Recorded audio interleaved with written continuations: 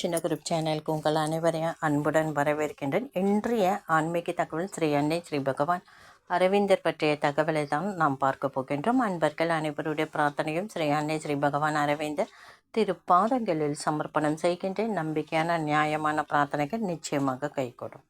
பேச வைத்த பிரார்த்தனை. அன்று வழக்கம் போல ஸ்ரீ பகவான் அரவிந்தர் ஆசிரமத்திற்கு போய்விட்டு வீட்டிற்கு பஸ்ஸில் திரும்பி கொண்டிருந்தார் ஒரு அன்பர். அதே பஸ்ஸில் நண்பர் ஒருவரை அவர் பார்த்தார். அவரும் புதுச்சேரிக்கு போய்விட்டு ஊருக்கு திரும்பி கொண்டிருந்தார். அவர் முகம் மிகவும் கவலையோடும் சோர்வோடும் இருப்பதை கவனித்த நான், ஏதோ ஒரு கவலை அவர் நெஞ்சை அரித்து கொண்டிருப்பது எனக்கு நன்றாகவே புரிந்தது. என்ன வேலையாக புதுச்சேரிக்கு போய்விட்டு வருகிறீர்கள் என்று நான் கேட்டேன். அதற்கு அந்த நபர் சொல்கிறாரு, ஜிப்மர் மருத்துவ விடுதிக்கு போய் வருவதாகவும் 3 வாரங்களுக்கு முன்னால் அங்கே சேர்க்கப்பட்ட தன் தம்பியை பார்த்து விட்டு வருவதாகவும் சொன்னாராம். உங்கள் தம்பி ஏன் மருத்துவ விடுதியில் சேர்க்கப்பட்டார், அவருக்கு என்ன ஆயிடுத்துன்ட்டு நான் கேட்டேன். அதற்கு அவர் சொன்னார், என் தம்பிக்கு 17 வயது தான் ஆகின்றது. இப்பொழுது அவன் SLC படித்து கொண்டே இருக்கின்றான். 3 வருடங்களுக்கு முன்னால் திடீரென்று அவனுக்கு சரளமாக பேசுவதற்கு சங்கடம் ஏற்பட்டது. அதை அவன் வீட்டில் யாரிடமும் சொல்லவில்லை. அது என்ன சங்கடம்? தொண்டையில் ஏதாவது கோளாறா அல்லது வேறு ஏதேனும் காரணமா? அது அவனுக்கே புரியாமல் இருந்திருக்க வேண்டும். ஒரு நாள் அவனால் பேசவே முடியல. நாங்கள் என்ன கேட்டாலும் அவன் மௌனமாக தலையாட்டினான். பொதுவாக அவன் அதிகமாக பேசும் பழக்கம் உள்ளவன் அல்ல.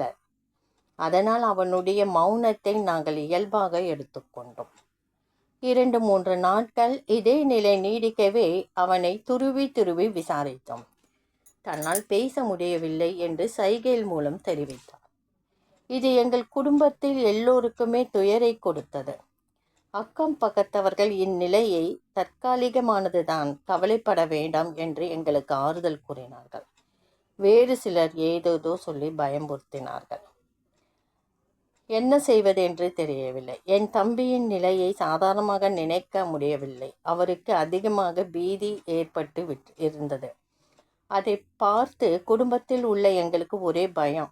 தம்பி மீண்டும் பேசுவதற்கு என்ன செய்யலாம், யாரிடமும் விசாரித்தோம்.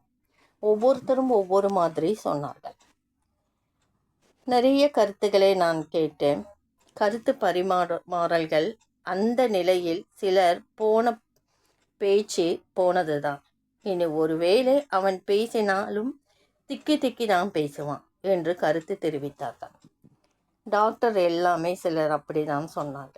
எங்களுக்கு ரொம்பவே மனம் வேதனையாக இருந்தது. இப்படி பல மாதிரியான கருத்துக்களை கூறி எங்களை இன்னுமே குழப்பினார்கள். மனம் ரொம்பவே பயமாக இருக்கின்றது, வேதனையில் இருக்கின்றோம் என்று அந்த நண்பர் சொன்னார். அவர்கள் பேச்சு எங்களுக்கு கவலை அளிப்பதாக இருந்தது. டாக்டர்களும் கைவிட்டு விட்டார்கள். சொல்ல தொடங்கினார். மேலும் 1 வாரம் சென்றது. தம்பியின் நிலை என்ன புரிந்து கொள்ள முடியவில்லை. டாக்டர்களிடம் கேட்டபோது இன்னும் எங்கள் பரிசோதனை முடியவில்லை என்று ஒரே பதில் தான் அவங்க சொல்கிறாங்க. எங்களுக்கு ரொம்ப கவலையாக இருக்குது. நல்லா பேசிட்டு இருந்தான், திடீர்னு அவனுக்கு பேச்சு வரலை என்று சொன்னான். அதை கேட்டதும் எங்களுக்கு கொஞ்சம், என் தம்பிக்கு பேச்சு வரும் என்ற நம்பிக்கையை என்னை விட்டு போய்விட்டது என்று அந்த நண்பர் சொன்னார். அதை கேட்டதும் எங்களுக்கு கொஞ்சம் நஞ்சம் இருந்த நம்பிக்கையும் போய்விட்டது என்று அவங்க சொன்னதை கேட்டு மனம் ரொம்பவே வேதனையாக இருந்தது. என் தம்பியை மருத்துவமனையில் வைத்து கொண்டிருக்கிறார்கள். அதுவும் எங்களுக்கு புரியவில்லை. ஏன் அவனை மருத்துவமனையில் அட்மிட் பண்ணியிருக்காங்கன்ட்டு. நோய் தீர வாய்ப்பு இல்லாவிட்டாலும் நோயாளி நம்பிக்கை இழக்காமல் இருக்க வாய்ப்பு உள்ளது. அந்த காரணத்தால் தான் அவனை மருத்துவ விடுதியில் தங்க வைத்திருக்கிறார்கள் என்று நாங்கள் எண்ணினோம். அவர்கள் அனுப்பும் போது அழைத்து வரலாம் என்று அவனை அங்கே விட்டுட்டோன்னு சொல்லிட்டு அவங்க நண்பர் சொல்கிறாங்க. டாக்டர்களின் ஒருவர் எங்களிடம் அனுதாபம் கொண்டு, இந்த வியாதி மருத்துவ உலகத்திற்கே புரியாத ஒரு புதிர். எல்லா புதிர்களுக்கும் முடிவு காணக்கூடிய இறைவனிடம் பிரார்த்தித்து கொள்ளுங்கள், அதுதான் ஒரே வழி என்று ஒரு டாக்டர் இவங்க மேலே அக்கறை வச்சுட்டு சொல்கிறாரு.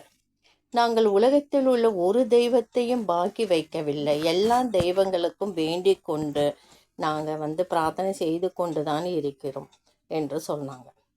இவர் வேறொரு நண்பர் மூலம் எனக்கு அறிமுகமானவர். இவரிடம் நெருங்கிய பழக்கம் இல்லாவிட்டாலும் இவரை பற்றி எனக்கு ஓரளவு தெரியும். இவரை எனக்கு அறிமுகப்பட்ட வயதிலிருந்து எங்களுக்கு நன்றாகவே தெரியும்.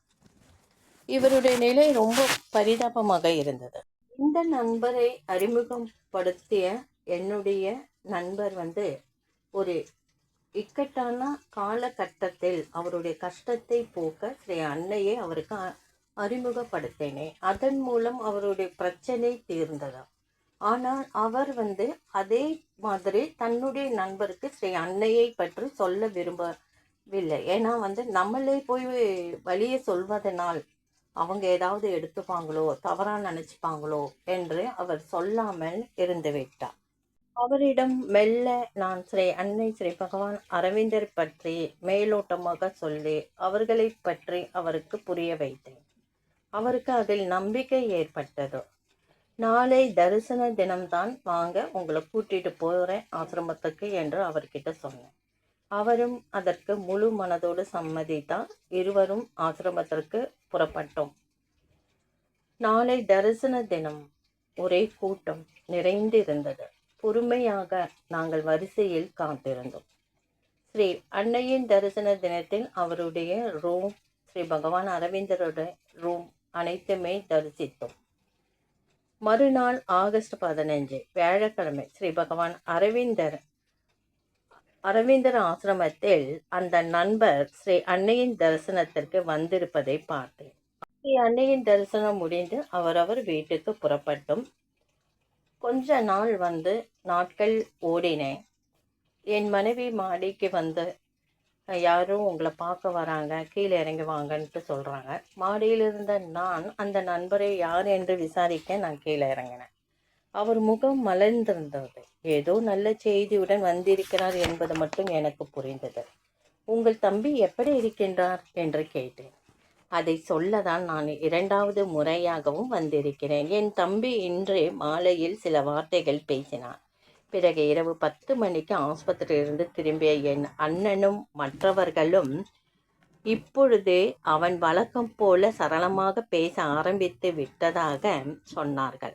அவன் மாலையில் சில வார்த்தைகள் பேசியவுடன் அந்த செய்தியை உங்களிடம் சொல்ல நான் 6 மணிக்கெல்லாம் வந்துட்டேன். நீங்கள் வீட்டில் இல்லை.